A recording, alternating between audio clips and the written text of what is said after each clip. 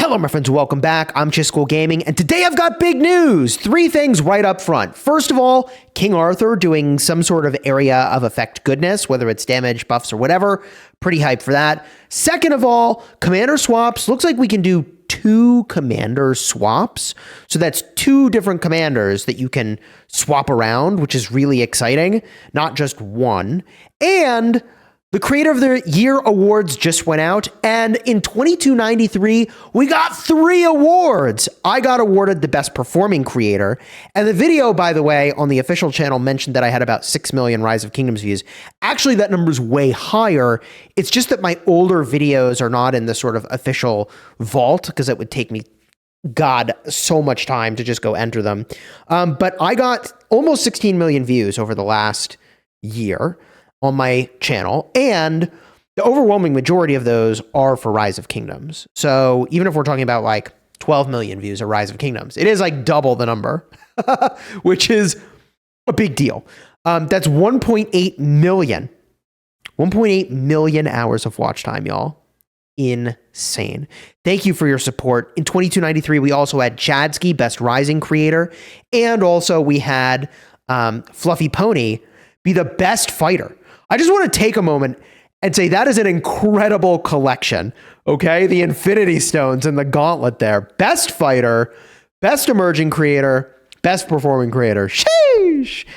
I'm really hyped, and thank you for your support. Couldn't be done without all of you, and congratulations, everybody. Consider migrating to 2293. I mean, we're doing pretty good. We got a few things going. So, let's talk about this update, man. Update 1.0.90, Return of the King. All right. Before you update, blah, blah, blah. Okay, great. Here we go. Legendary King Arthur is coming.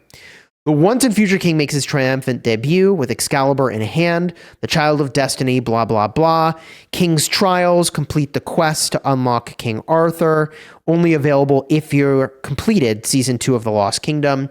And First Strike, try out the commander for a limited time.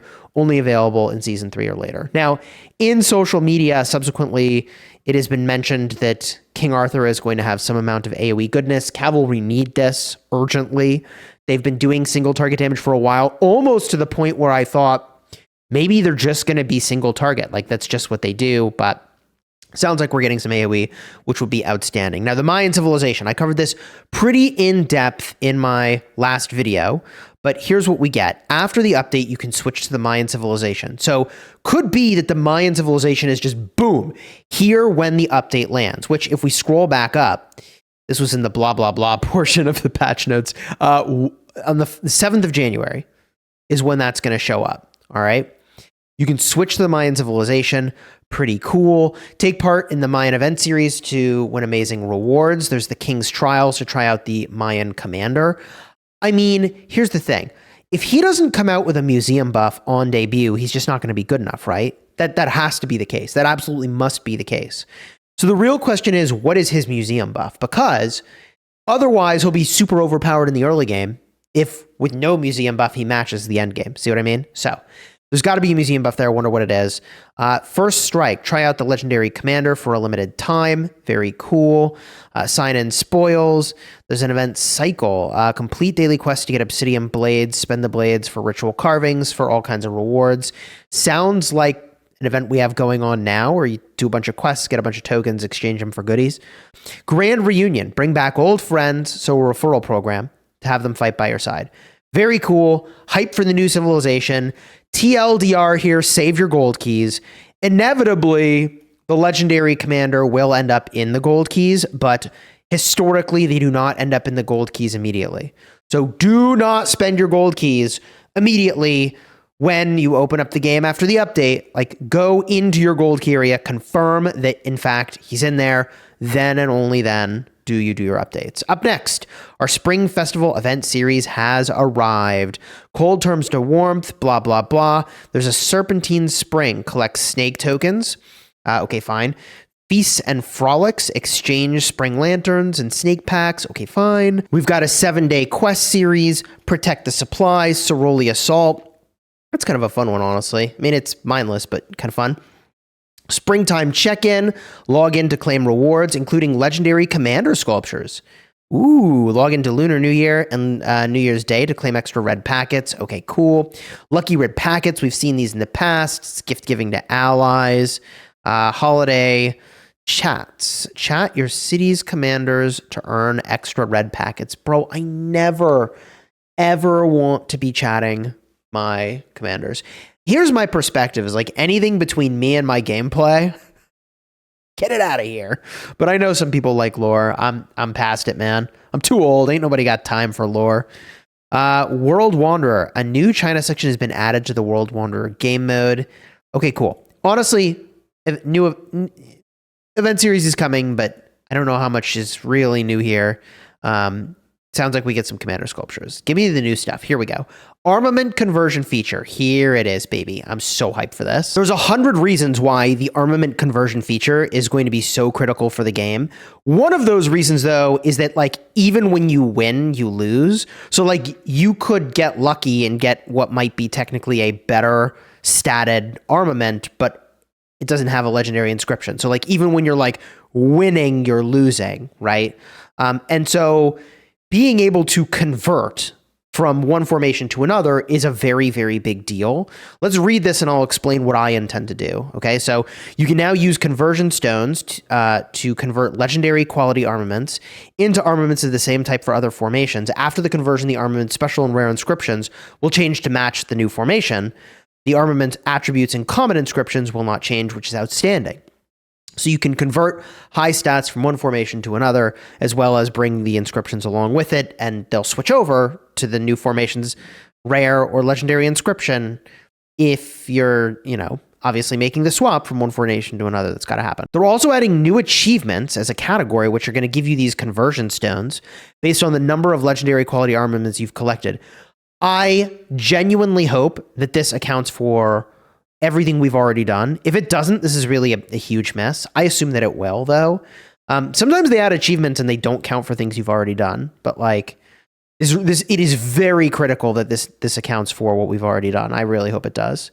Added conversion stones to Lost Kingdom Crusader achievement rewards will only take effect in Lost Kingdoms that begin after the update. Huge. I have a feeling these are going to be really rare, really expensive, and hard to get, but maybe it's in this new bundle, Destiny Reforged. Added a new monthly bundle, Destiny Reforged. I really hope they're in there. I need these so badly, man.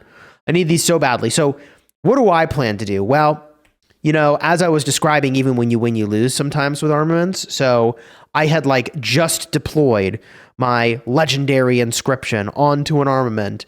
And then, a month later, I got a better base armament with more stats. And it's like, too bad, so sad, get wrecked. And like, that sucks, right? So what I plan to do here, as crazy as this sounds, is convert the armament to another formation that I use for open field, not rally garrison, then buy from the shop again the legendary inscription for Arch and put it on there, and I'll get like 1.7% of extra stat gain. I mean, it ain't much, but if you're a rally or a garrison, you move all in on every stinking percentage point you can get because you funnel the entire kingdom through you. So whatever. That's one way that I plan to do this. The ability to switch rare and legendary inscriptions is huge, though, and I'm very excited for that. So TLDR, this is very exciting. And there's a lot you'll need to do, quite frankly, with managing your pity to legendary inscriptions. Okay? Because as you get closer and closer and closer to actually getting a legendary inscription in pity, like there's things you can do with that that's very, very powerful. Anyways, the legendary commander swap event. This is the thing that everybody really cares about. Select 2 legendary commanders and spend swap tickets to swap their levels, skill levels, and star levels. See the event calendar for specific times. So I am both excited and anxious about this. First of all, I keep getting the impression that it's actually 2 swaps that you get to do, not just one. Grammatically, I feel like all the prior update notes indicated that like you're picking 2 and then you swap them. But I keep hearing rumor from like conversations people say they're having with VIP or in other places that like actually it's 2 swaps that you're going to get to do.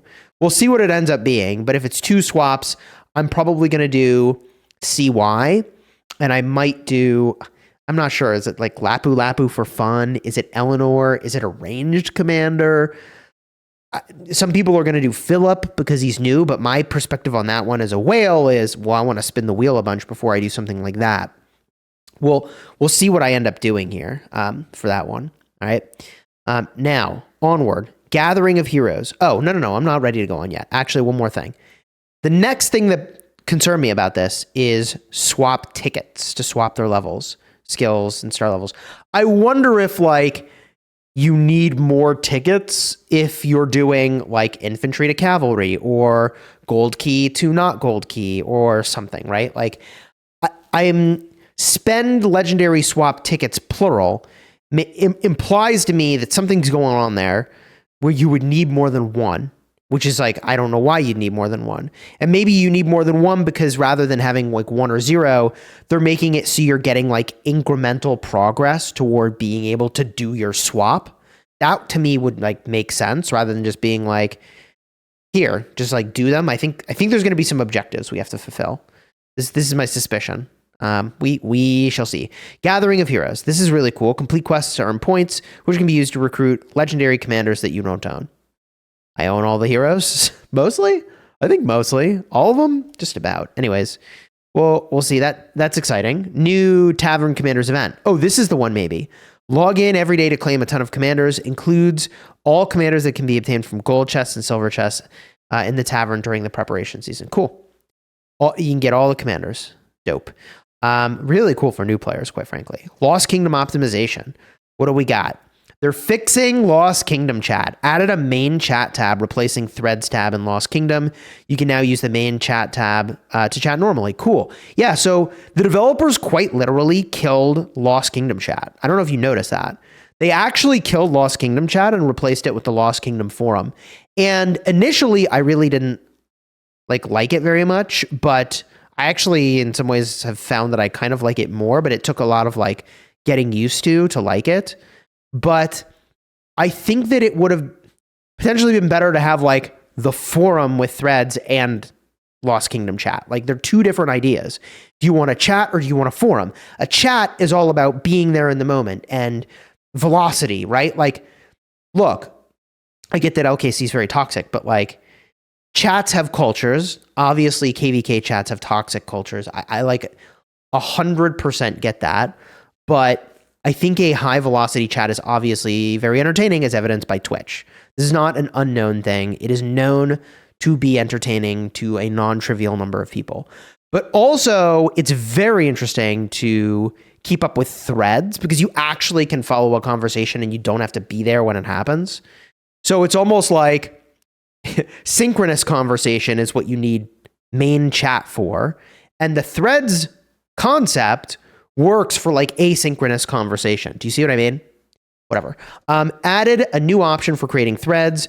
You can use text or images from the main chat to create a thread. Oh, boom. There it is. If a thread starts trending, it can be found in the hot threads tab. There it is. They did it. They actually, okay, great. I actually had not read that. That's awesome. Good. That's what I think a thread ought to be. Like, you know, main chat happens and then it's like, oh shit, this is really exciting. And, you know, that becomes a thread, right? That and all the bullshit that people don't need to see can just disappear. And then, like, the exciting stuff can, boom, that's like, could be a thread. I like that. Okay. King of All Britain story optimization. Updated flavor text for the king. Genuinely, this is a badass update over here. I have to go back and just say, this is a badass chat update. This is very poggers. I really like this, right? Like, if culture and community are the most important things in this game, the way that people form community is through conversation. This is very important. Subtly, critically important. Anyways, King of All Britain story optimization. Updated flavor text for the King of All Britain Chronicles. Okay, like I said, that sort of stuff doesn't matter to me at all. Added new burr designs to the King of All Britain Lost Kingdom map.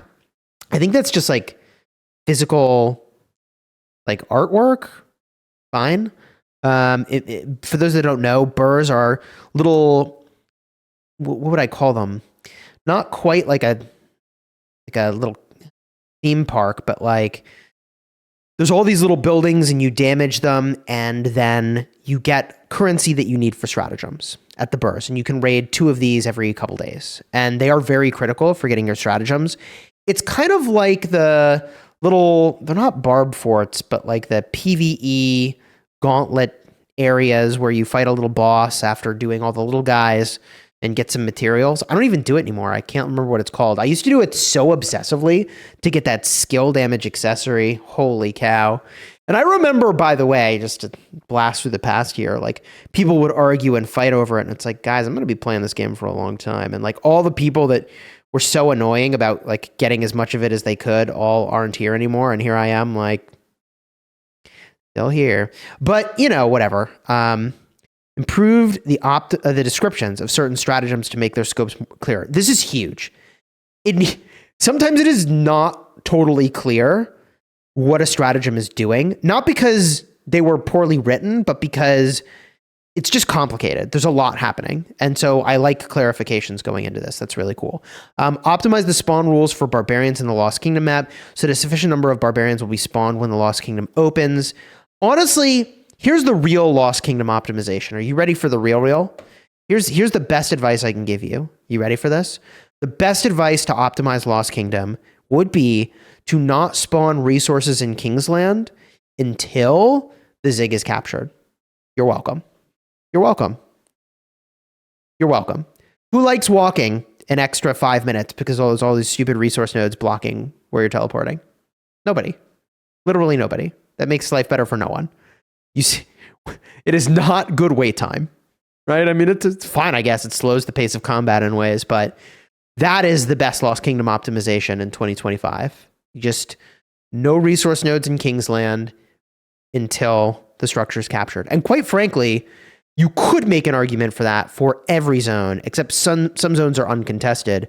But Kingsland should be contested. Something went completely wrong if it isn't. So that's like the one zone where it's really obvious that you could have it not spawn resource nodes for a time, and then you could later have it start spawning resource nodes when theoretically the fighting should be over, Zig is captured, right? Or toward a close anyways. And the number of KvKs where, you know, it's still fighting past the Zig cap is unusual. On we go. Optimize the spawn rules for barbarians. Oh, wait, I covered this already. After the update, adjusted the time for the Season of Conquest, the registration time. After the update, once a kingdom finishes its current Season of Conquest, it can immediately begin a story registration for the next Season of Conquest. Bro, that's so good for big Imperium kingdoms. This is so good for big Imperium kingdoms. And it's such an obvious thing to do. Like, do the developers probably want to make more money? Everybody wants to make more money. Do people who play the game intensely want to have the option to get back into a KvK right away? Yes. So this is like such an obvious win-win. I love this. I can't believe I didn't think of this. This is great. This is a very good change. Like a kingdom like 2377 that like obviously right now is one of the top 3 kingdoms in the game, if not the number 1 kingdom in the game, to be determined, right? They need to go slug it out with some of the other top 3 kingdoms and prove to each other who's got the, you know, the real chops to be number 1. But all that to say, this is, I think, a cool change. And here's the good news, bad news. The good news is that you don't have to queue if you don't want to.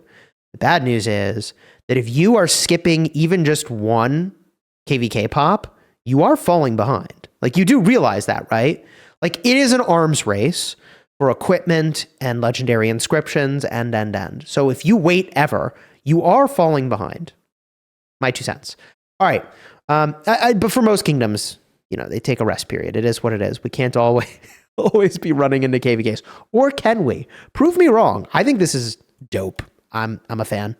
Ark of Osiris optimizations. Optimize the art for the silver battlefield.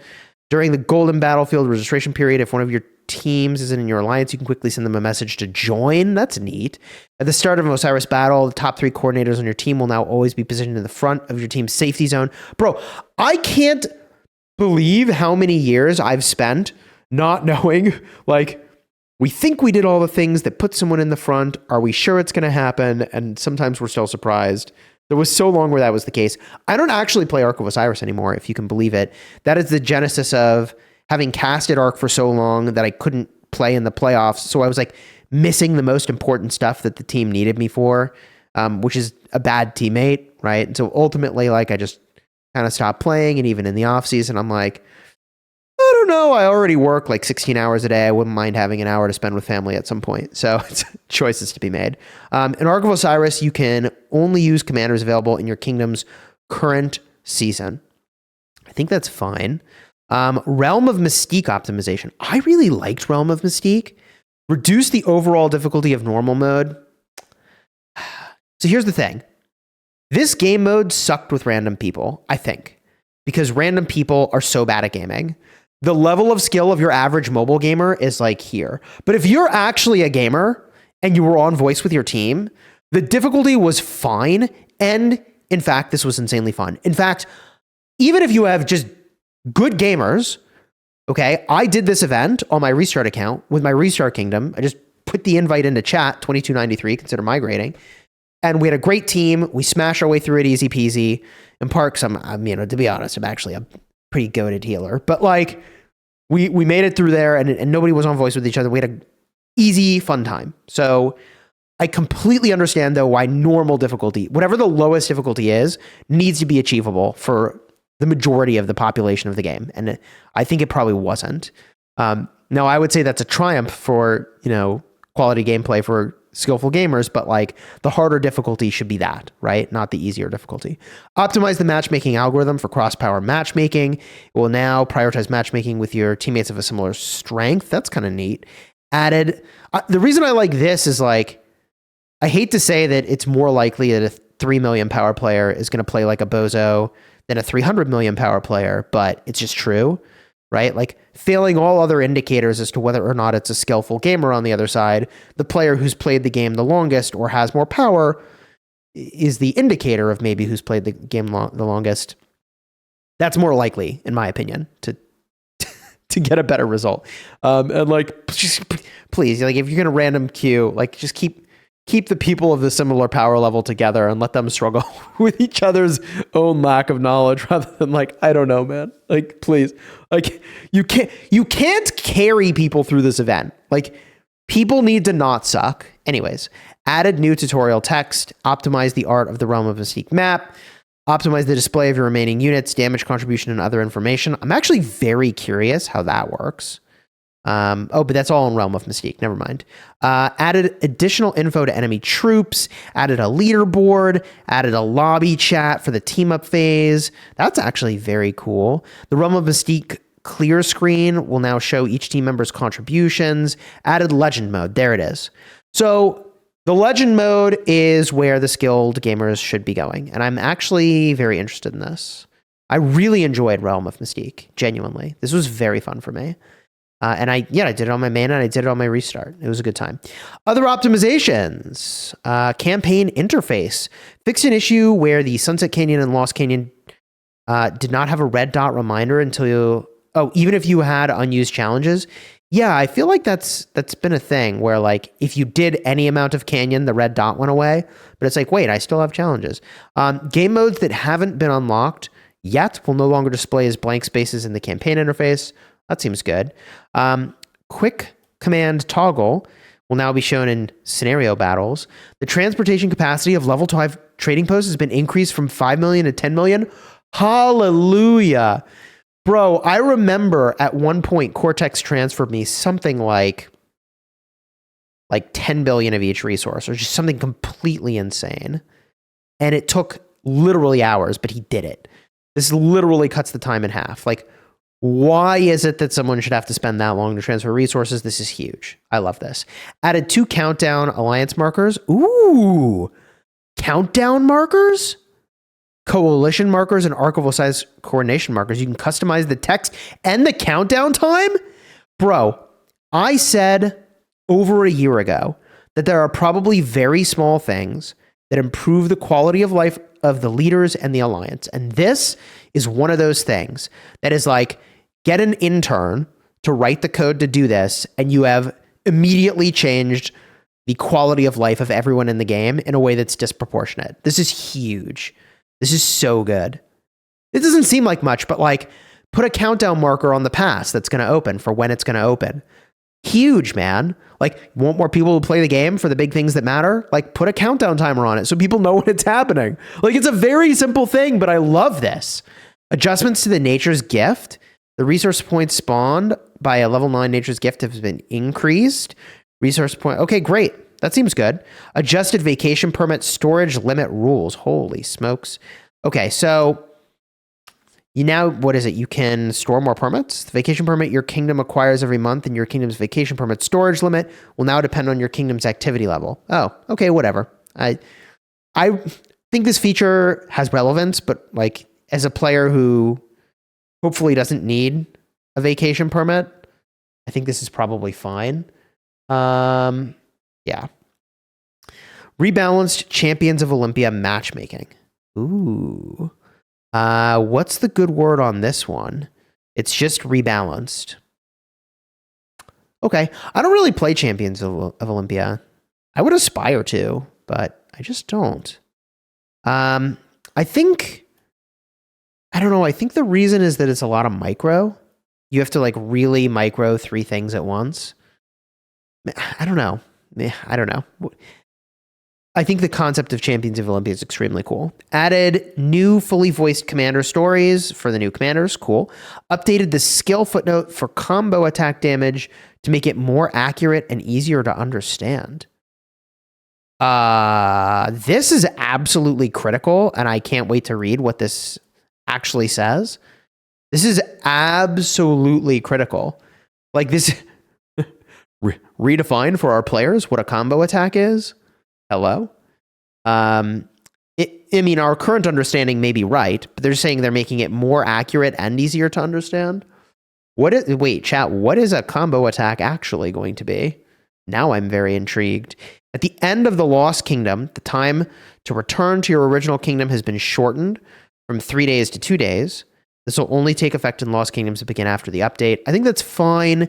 So basically the way this works is for 3 days after your KvK ends, you can stay in Lost Kingdom. But for 2 days of that time, you still have the higher level barbs, and they're spawning in. You still have the higher level resource nodes, and they're spawning in. I think if you wanted people to go back to Home Kingdom immediately, just set it to 1 day and immediately stop spawning resource nodes and barbs when it's over. That said, I feel like more days was better because it's more days with high level resource nodes. It's more days with high level barbs. So like the only reason to make this change in my opinion is because of like a timeline thing. And I suspect that timeline thing is related to being able to queue right away for the next KvK. I suspect they had to get you out of there a day sooner, that's fine. I'll take that. Sick. That's the update note.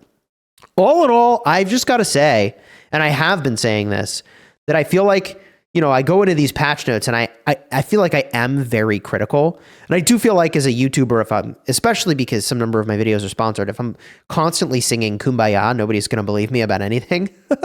But I genuinely feel like the direction of the game has been very, very, very good. And this patch note is no exception. We're headed in some like really awesome direction with this game. And I'm here for it in 2025, man. I was going to do like a 2024 wrap-up video or a spending wrap-up video, but I'm going to have to do that later because we keep getting like all this awesome content to talk about that I'm really hyped about. And I think that does reflect the fact that like awesome things are happening, which is really cool. I mean, look, I'll talk about this in another video, but although my channel got 16 million views just about over the last year, which is really awesome. I'm looking at my stats off to the side. It's 38% less than the prior year. And there's a whole bunch of reasons why that could be the case. Hypothesizing for just a moment, a part of that could be the fact that there's just more knowledge about how to play the game floating around, right? A part of that could be simply changes to the YouTube algorithm. Like a part of it could be that I just actually have gotten worse, which I don't think is the case. I think I'm actually like consistently getting more comfortable in front of the camera and also getting better at making content. But whatever. all of that aside, I think that Rise of Kingdoms is in a really good place. At the end of 2024 and going into 2025, I feel very, very good about the direction the game is going, which is awesome. This is very hype. If you enjoyed the vid, throw a like on here, subscribe. If you want to see my last vid, which had some pictures of some of these things, I'll have a card in the end screen. And until next time, you have fun smashing the kingdom. Happy New Year, everybody. I'll see you in 2025. GG. That's crazy.